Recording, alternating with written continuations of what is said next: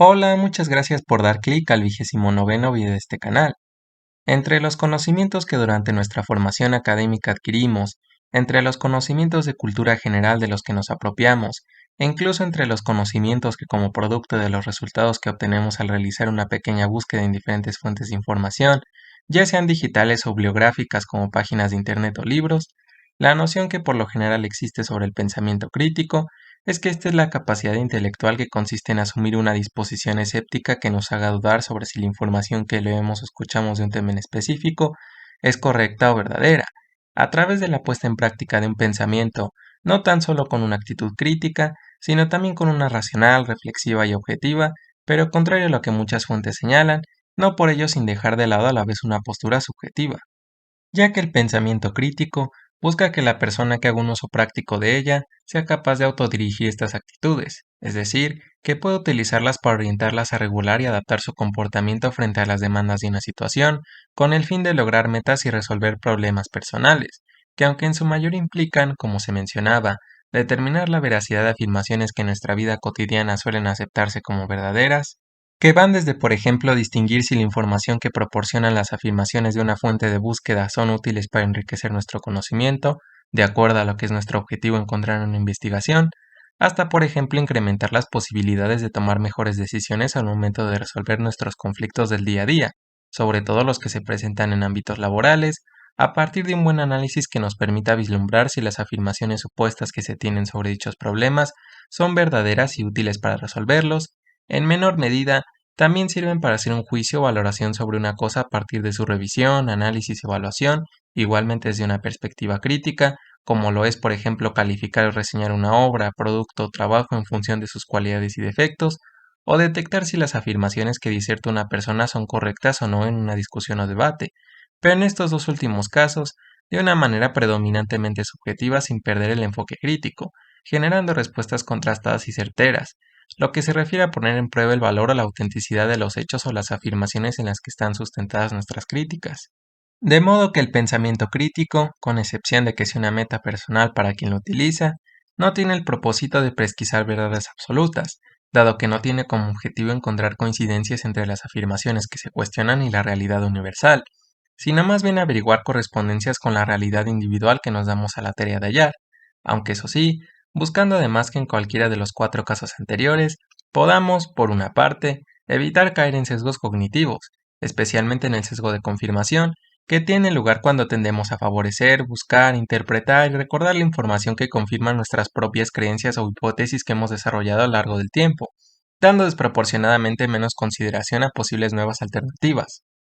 Pues el pensamiento crítico, en adición al acrecentamiento de nuestra autonomía para dominar nuestros propios procesos mentales de razonamiento, tiene entre sus propósitos secundarios el florecimiento de otras características intelectuales como la humildad, que nos hace ser conscientes de los límites de nuestros propios conocimientos y de la necesidad de recurrir al conocimiento de otras personas o fuentes de información, junto a otras que se indicarán al final del video, así como, por otra parte, podrá aumentar gradualmente nuestra inteligencia, ya que la puesta en práctica constante del pensamiento crítico provoca que mejoremos la calidad de nuestros pensamientos racionales a través de la clarificación y comprensión de los mismos, la creación de lazos entre las ideas de estos y el incentivo de nuestra creatividad y curiosidad al momento de entramarlos. Sin embargo, todas estas nociones y explicaciones, pese a ser correctas, no nos aclaran por sí mismas cómo llevar a cabo la práctica de esta habilidad, lo cual considero se debe principalmente a dos causas. La primera es que no existe mucho interés por enseñar o aprender el empleo del pensamiento crítico en muchos entornos, además de que en aquellos que se enseña o se aprende, no se explica o no se termina por entender del todo el procedimiento propio que, como cualquier otra habilidad, el pensamiento crítico requiere, algo que quizá pueda deberse a que erróneamente se da por hecho que esta habilidad únicamente demanda el uso de la revisión, el análisis, la crítica, la reflexión o evaluación, y en cada uno de ellos a su vez, el de la racionalidad y la lógica propia sin una forma estructurada. Y la segunda es que no existe un entendimiento muy amplio sobre estos términos, los cuales usaré precisamente como los pasos cronológicos que este tipo de pensamiento contempla para efectos de simplificar este video, que tienen aplicación en cualquiera de los cuatro casos ejemplificados anteriormente, ya que si bien diferentes fuentes indican que el pensamiento crítico comprende entre 5 a 10 pasos, yo en realidad considero que se pueden sintetizar en 4, tratándose cada uno de estos pasos de en esencia lo mismo, pero con algunas variaciones según el caso preciso para el que se utilice. Puesto que el primer paso que tiene asiduidad en todos los casos anteriores, una vez hayamos identificado el objeto o dicho de otra manera el problema o necesidad de resolver, es la revisión de las fuentes, referida a la acción de examinar con mucha atención y cuidado la información sobre una cosa para comprobar si ésta es acorde a lo que deseamos conocer o utilizar sobre la cosa en materia. Es diferente si deseamos, como primero o segundo caso, evaluar la veracidad o la validez de los supuestos en los que están basadas nuestras afirmaciones o conclusiones hacia el argumento que una persona diserta, o la calificación o juicio hacia una cosa, en la que tan solo bastará con escuchar atentamente el argumento o poseer la cosa que se habrá de calificar, así en cambio queremos extraer y recopilar información de valor para una investigación o resolver un problema, que nos reclaman un redoblamiento de esfuerzos, ya que al haber diferentes fuentes de información sobre un mismo tema, es necesario determinar cuál o cuáles de ellos nos serán útiles.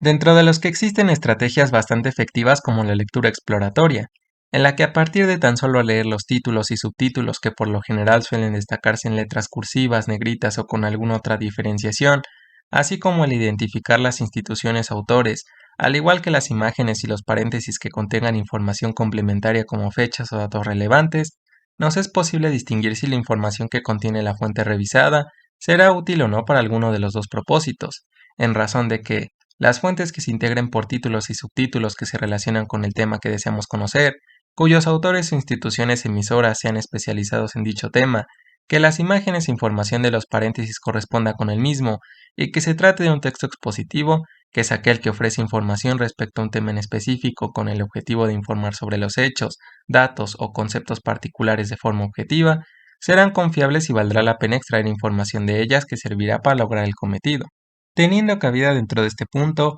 abrir un paréntesis para indicar que la objetividad reside en llevar a cabo juicios o afirmaciones que tengan validez universal para todas las personas con independencia de sus ideas, creencias o preferencias personales, incluyendo las propias, de modo que expresen las cosas tal cual ocurren sin un punto de vista individual.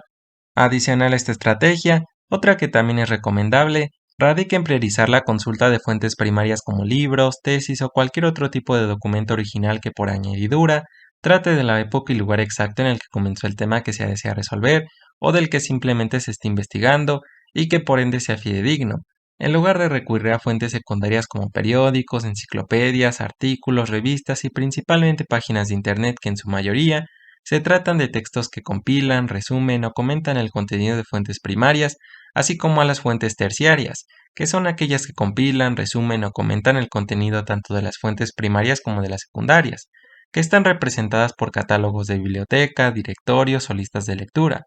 No obstante, es importante aclarar que esta estrategia no tiene la intención de desmeritar la función de las fuentes secundarias y terciarias, que en realidad son bastante útiles para encontrar información general sobre cualquier cosa a la brevedad, sino esclarecer que cada fuente es útil para diferentes objetivos, siendo en este caso las fuentes primarias las que pueden aportarnos información más concreta y de mayor veracidad para conseguir un objetivo serio. En segundo lugar, el análisis, que consiste en descomponer la información recopilada de una cosa o situación concreta en cada una de las partes o elementos que la integran, de manera que sea posible tener un mayor entendimiento de cada una de estas partes por separado, para posteriormente volver a unirlas e incluso mezclarlas o combinarlas con la información de otros temas relacionados que por ende sean procedentes de otras fuentes, con el fin de identificar y descubrir relaciones y patrones entre estos, aplicándose para ello la subjetividad, que contraria a la objetividad, se concibe como la acción de realizar juicios, opiniones o argumentos desde nuestra propia percepción, basándonos, por lo tanto, en las creencias, experiencias e intereses personales que derivan de nuestras circunstancias actuales, que se refieren a aquello que deseamos lograr, las cuales a su vez están condicionadas por los factores históricos, sociopolíticos y culturales en los que nos hemos desenvuelto, de los que en medida de lo posible debemos alejarnos, dando mayor consideración y apreciación a diferentes puntos de vista que nos puedan ser de utilidad, para que al momento de elegir cada uno de los elementos que se analizarán particularmente, lo hagamos de la manera más correcta según nos resulte conveniente, siendo esta elección la que como tal es la decisión más importante dentro de este paso. Pues si por ejemplo deseamos resolver un problema, vale la pena dividir a la información que tenemos sobre este en los hechos, preferentemente ordenados de forma cronológica, los personajes que intervienen en él, y los problemas por sí solos para después buscar las soluciones pertinentes para cada uno de estos problemas, o si en cambio deseamos discernir qué información con exactitud nos es útil para realizar una investigación, es provechoso analizar dicha información dividiéndola primero en el contexto donde se desarrolla, con el fin de realizar una hipótesis que de antemano nos permita conocer bajo qué ideologías está sustentada esa información, segundo en la semblanza de su autor, es decir, en una breve presentación o biografía del autor o institución a quien se le atribuye tal información, que nos advierta si dicho autor o institución es especializada o no en el tema que se está investigando, seguido de sus subtemas, y por último en los aspectos formales del texto, como la coherencia, la cohesión y la adecuación, que fungen como parámetros extras para sumar confiabilidad a la información, con la finalidad de estatuir qué información será la que extraeremos para agregarla a nuestra investigación, o si tenemos como fin evaluar o calificar una obra, producto o trabajo, en cuyo caso es oportuno analizar rubros como la calidad del trabajo, la cantidad del trabajo, la iniciativa, la creatividad e innovación, el liderazgo, el cumplimiento de responsabilidades o promesas, de la misma manera que la eficiencia, la eficacia y la efectividad, para posteriormente evaluarlos o calificarlos, o si se desea validar un argumento, donde es idóneo como excepción a los casos anteriores, asumir una postura objetiva para reconocer si el argumento que se analiza es de autoridad, de ejemplificación, de experiencia, de calidad o de cantidad, de generalización, de analogía o de efecto, y si es falaz o posee algún sesgo. Asimismo, en este paso es de vital importancia que una vez se determinen las partes que se habrán de analizar, comprendamos con mayúscula precisión lo que cada una de las mismas nos intenta transmitir, algo que en cualquiera de los cuatro casos nos exige mucha concentración y observación, lo cual se puede facilitar mediante el empleo de técnicas como el subrayar las ideas más importantes de cada una de estas, elaborar resúmenes, hacer preguntas a manera de hipótesis que al final se responderán, cuya aplicación puede aplicar en cualquier caso, como por ejemplo, cuál es la intención del autor, de qué tratará a grandes rasgos el texto o producto a evaluar, si efectivamente es un texto expositivo o el producto a evaluar, qué partes concretas me servirán del texto o producto para lograr mi propósito y cuáles para probar la veracidad del mismo, y una muy importante, en qué supuestos me baso para afirmar mis respuestas, entre otras, con el fin de poner a prueba las ideas subrayadas y los resúmenes elaborados, volviendo a releer el texto o analizar el producto a evaluar cuantas veces sea necesario, hasta cerciorarse de que se han comprendido cada una de las partes que lo conforman en su totalidad, al igual que todas en su conjunto, además de buscar relacionar tal análisis con otros conocimientos previos con los que contemos, los cuales se relacionen de alguna forma con la meta de encontrar una mejor solución al problema o actividad que se desea realizar. En tercer lugar, criticar, un término que aunque en la vida cotidiana se utiliza o bien para referirse a la acción de analizar pormenorizadamente algo y valorarlo según los criterios propios de la materia que se trate, o bien con una connotación peyorativa para aludir a la acción de hablar mal de alguien o de algo, o de señalar un defecto o tacha suyos, cuando se habla de pensamiento crítico, la acepción del término criticar cambia radicalmente, para referirse a la acción de poner en prueba la veracidad o validez de las afirmaciones o conclusiones por lo regular aceleradas que tenemos sobre algo o alguien. De ahí el nombre que esta habilidad recibe, y de ahí que también siempre se diga que una crítica debe forzosamente basarse en el análisis. Pero es preciso señalar que el primer término y el último, es decir, el que consiste en analizar pormenorizadamente algo y el que es propio del pensamiento crítico, pueden tener validez dentro del mismo proceso si nuestro propósito es evaluar o calificar una obra, producto o trabajo. Ahora bien, la forma de criticar o de poner en prueba la validez o veracidad de las afirmaciones que tenemos sobre algo ha sido debatida a lo largo del tiempo y ha dado como resultado la formulación de múltiples teorías por diferentes filósofos y académicos, entre las que sobresale la propuesta por Sócrates, a quien se le atribuye la creación del pensamiento crítico que plasma a través de la mayéutica, debido a que al ser un método que muchos denominan como el arte de preguntar y cuestionar a las demás personas para que obtengan la verdad de sí mismos y de todas las cosas, es por lo tanto un procedimiento que solicita la capacidad analítica por parte de las mismas, quienes descomponen a todos los elementos que existen en la mayor cantidad de sus partes para describirlos y posteriormente poner a prueba el valor de dichas descripciones en todos los objetos de la cosa particular que se analizó. De modo que si las descripciones formuladas por tal persona sobre una cosa en específico corresponden con la del resto de cosas en general del mismo género o especie, es decir, con cualquier otro ejemplar del elemento analizado, había llegado a una verdad. Por ejemplo, al analizar una manzana en particular, una persona fácilmente describiría que quizás su color es el rojo y daría por hecho que las manzanas son rojas, pero al poner en prueba esa afirmación, analizando otras manzanas, concluiría que existen manzanas no solo rojas, sino también amarillas, verdes y bicolores.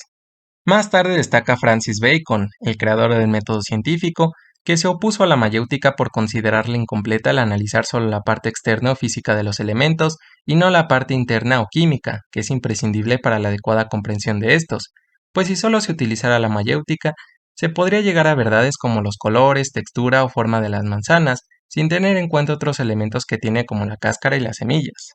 Luego Immanuel Kant, quien expresó que criticar debía consistir en evidenciar los supuestos a priori bajo los que están construidas nuestras afirmaciones, lo que se refiere a preguntarse el porqué de ellas, desde a qué se refieren y de qué condiciones derivan, hasta si aplican realmente en el mundo actual, de forma que siguiendo el modelo crítico kantiano, al llegar a las conclusiones anteriores, habría que preguntarse qué es una semilla, o a qué se debe que la manzana tenga tal textura, color y forma, y si se puede asegurar rotundamente que las manzanas cuenten con todos esos elementos. Y por último, Michel Foucault, que considera que somos incapaces de definir estrictamente a la crítica, porque ésta puede abarcar muchas cosas dependiendo de sus objetos, de tal manera que estos últimos serán los que definan el propio significado de la crítica. Sin embargo, sí sostuvo que la tarea primordial de la crítica no es evaluar a sus objetos, es decir, que no es determinar si son buenos, malos, ensalzables o desestimables, sino más bien evaluar qué tan sesgadas están nuestras afirmaciones hacia ellos. Es así como Foucault da una visión más subjetiva del pensamiento crítico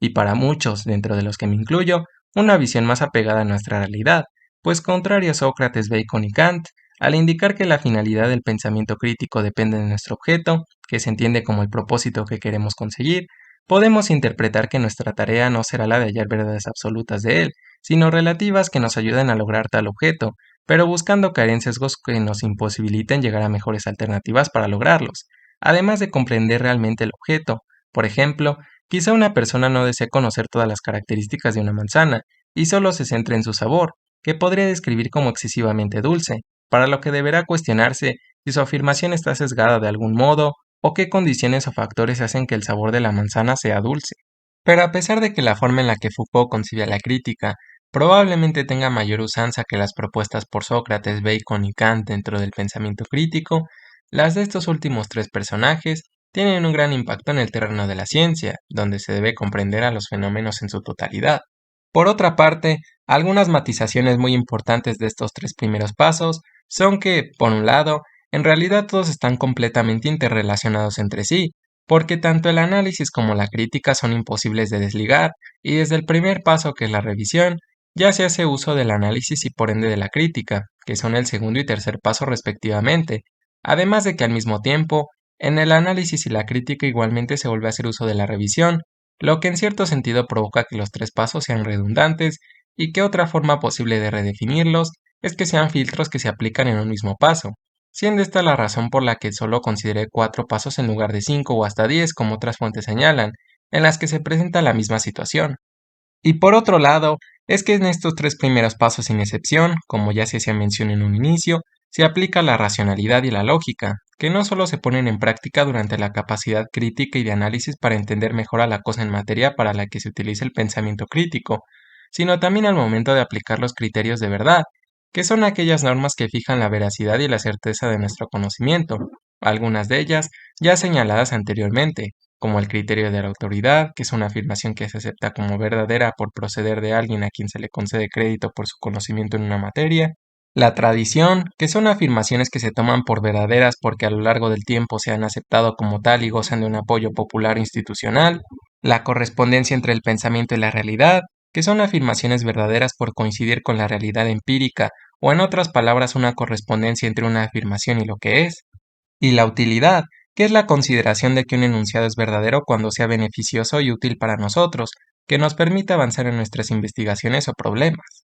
junto a otros principios para razonar mejor basados en la lógica, que son proposiciones tan evidentes que es prácticamente imposible negar su veracidad, los cuales son convenientes de emplearse a lo largo del proceso del pensamiento crítico, desde la revisión hasta la crítica, por funcionar como guías de nuestro razonamiento, entre los que sobresale el principio de no contradicción expuesto por Gottfried Leibniz, compuesto por dos enunciados verdaderos, siendo el primero que una proposición no puede ser verdadera y falsa simultáneamente, y el segundo que no puede ocurrir que una proposición no sea ni verdadera ni falsa, ya que retomando el ejemplo de las manzanas, podemos afirmar con veracidad empírica que una manzana es dulce y por lo tanto, siguiendo esta lógica, si decimos que no es dulce estaríamos incurriendo en una falsedad, y más aún si decimos que no es ni verdadero ni falso, que una manzana sea dulce o en general que no sea ni verdadero ni falso que tenga cualquier otra característica, porque en cualquier caso o la tiene o no la tiene.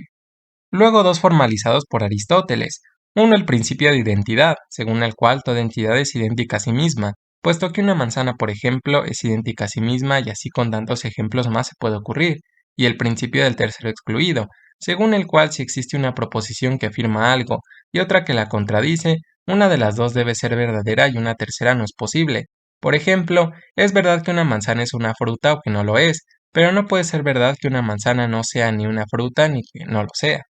Después el principio de identidad de los indiscernibles, formulado por Leibniz, el cual expresa que si dos objetos comparten todas sus propiedades son idénticos, es decir, que son el mismo objeto. Por ejemplo, si una manzana comparte todas sus características tanto externas como internas con otro objeto, entonces este último será también una manzana. Seguido por el principio de razón suficiente, según el cual todo lo que ocurre tiene una razón suficiente para ser como es y no de otra manera, o en otras palabras, todo tiene una explicación suficiente. Por ejemplo, existe una razón suficiente basada en la genética para explicar por qué algunas manzanas son rojas. Continuado muy de cerca por el principio de causalidad, atribuido a Aristóteles, el cual se resume a que todo efecto tiene una causa, pues si por ejemplo una manzana cae al suelo, es debido a la fuerza de la gravedad, siendo uno de los principios más sencillos de comprender, del que deriva el principio de causalidad proporcional, que expresa que lo que sea que haya en un efecto, tiene que estar o preexistir de algún modo en su causa total, es decir, que si por ejemplo una manzana cae al suelo por la fuerza de la gravedad,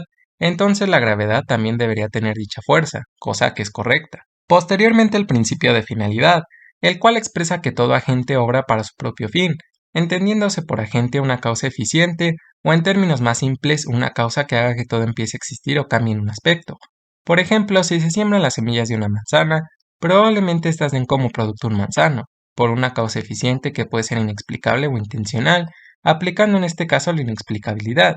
Y finalmente la navaja de Occam, que más que ser un principio lógico racional, es más bien uno metodológico, el cual afirma que en una serie de explicaciones en igualdad de condiciones, la explicación más simple suele ser la más probable, además de ser innecesario encontrar demasiadas causas para explicar un fenómeno determinado.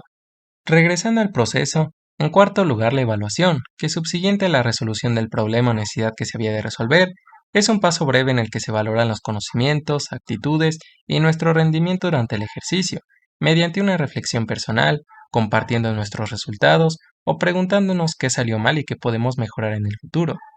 Para finalizar, me gustaría comentar dos cosas. La primera es que uno de los aspectos más importantes al momento de analizar y criticar los supuestos en los que están sustentadas nuestras afirmaciones hacia una cosa son el contexto histórico y espacial del autor, debido a que son estos los que nos ofrecen información más detallada sobre lo que nos podemos esperar y al mismo tiempo nos hacen ponernos en el lugar de otras personas para entender sus planteamientos, lo que no es más que la manifestación de la empatía, que al igual que la confianza en la razón como algo que beneficiará a toda la sociedad, al establecer verdades justas y certeras, así como tener la entereza o valentía de abandonar los estereotipos o creencias infundadas para en su lugar aceptar verdades contrastadas aunque no las compartiéramos originariamente, son capacidades intelectuales que se suman a la autonomía y la humildad como virtudes que el pensamiento crítico es capaz de generar en nosotros. Y la segunda, con relación a la definición tan ambigua que tiene la crítica, es que si bien la idea que promueve Foucault sobre que su tarea fundamental no es la de determinar qué tan buena o mal es una cosa, sino la de definir qué tan sesgadas están nuestras críticas, y la de Kant es evidenciar los supuestos a priori bajo los que están construidas nuestras afirmaciones hacia una cosa, es decir, preguntarnos el por qué sostenemos tales afirmaciones, y por qué una cosa en cualquier caso es mala o buena, que me parecen excelentes para aplicarse tanto en el pensamiento crítico como en la vida cotidiana, y tanto en objetos como en personas hacia quienes a veces podemos llegar a ser muy injustos y prejuiciosos al momento de juzgar, lo cual evitaría muchos conflictos y recelo en un mundo cada vez más interconectado para promover la empatía e inteligencia. Pero es que incluso aún así, yo todavía creo que podría haber una tarea aún más importante de la que la crítica se podría ocupar, pues si analizamos su origen etimológico, proviene de la palabra en griego krienin, que significa decidir o separar, por lo que si coloquialmente usamos a la crítica como una forma de dividir lo bueno y lo malo, que claro que tiene su utilidad, pero ¿por qué solo nos centramos en lo malo cuando podríamos decidir prestar más atención y adoptar solo a las cosas buenas de cualquier persona o cosa? Te agradezco mucho por ver el video, espero que te pueda ser de utilidad y que te haya parecido interesante.